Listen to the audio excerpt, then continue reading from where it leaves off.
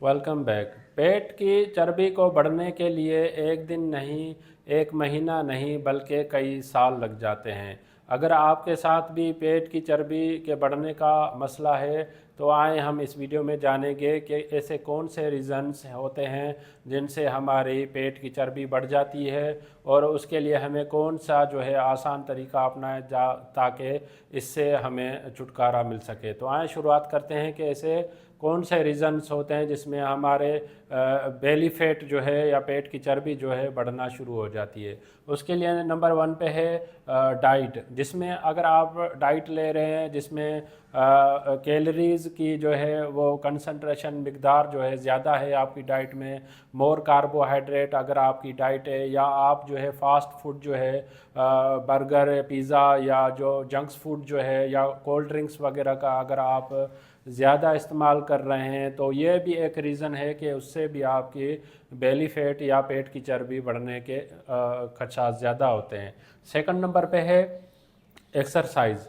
अगर आपने अपनी रूटीन लाइफ में एक्सरसाइज छोड़ दिए तो भी एक ये इम्पॉर्टेंट रीज़न होता है, 1 साल 2 साल के बाद आपकी पेट की जो चर्बी है वो बढ़ना शुरू हो जाएगी। एक्सरसाइज नहीं करेंगे, मोस्टली जो जॉब वर्किंग मैन होते हैं या वुमेन होती हैं वो 8 घंटे 9 घंटे या 12 घंटे ड्यूटी करने के बाद वो थकन सी महसूस करती हैं, या अपनी लाइफ में अगर वो रूटीन में एक्सरसाइज नहीं करते तो उनका भी ना एक्सरसाइज करने से भी हमारा जो बेली फैट है ये बढ़ने के रीजंस होते हैं। थर्ड नंबर पे है एजिंग।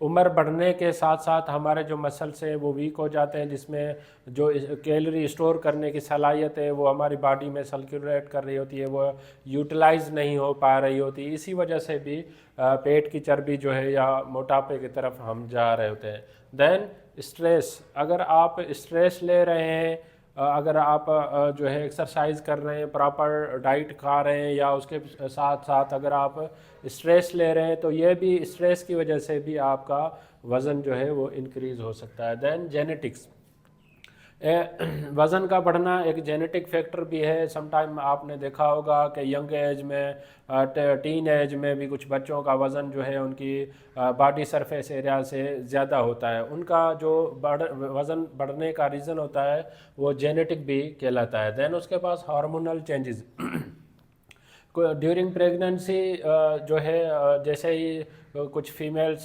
सीजर्स के थ्रू, ऑपरेशन के थ्रू बेबी को होता है, ऑपरेशन होता है, तो उस ऑपरेशन के बाद भी जो है कुछ फीमेल का जो है बेली फैट जो है डे बाय डे इंक्रीज़ हो रहा है, या दूसरे कुछ हार्मोनल चेंजेस फीमेल्स में हो जाती हैं।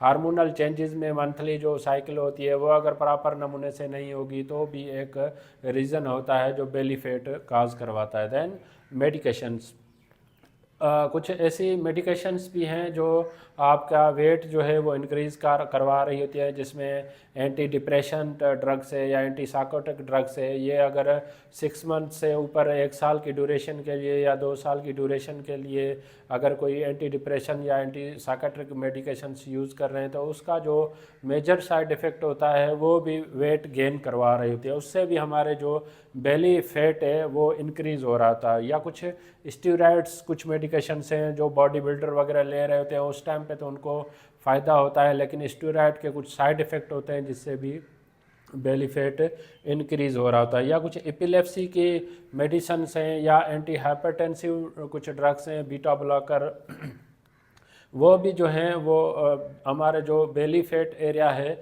वो इसको इंक्रीज़ करने में हेल्प कर रहे होते हैं। या कुछ मेडिकेशन से आप अपने डॉक्टर के एडवाइस से उसको डोज अप्रोप्रिएट मैनेज करके भी आप अपना जो बेली फैट है उसको रिड्यूस कर सकते हैं।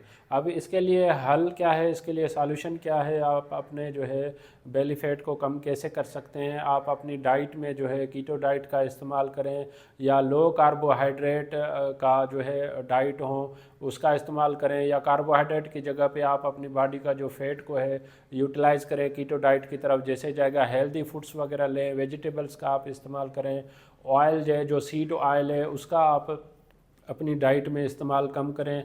जैसे ही कम करेंगे तो आपकी जो है वो रिज़ल्ट आना शुरू हो जाएगा।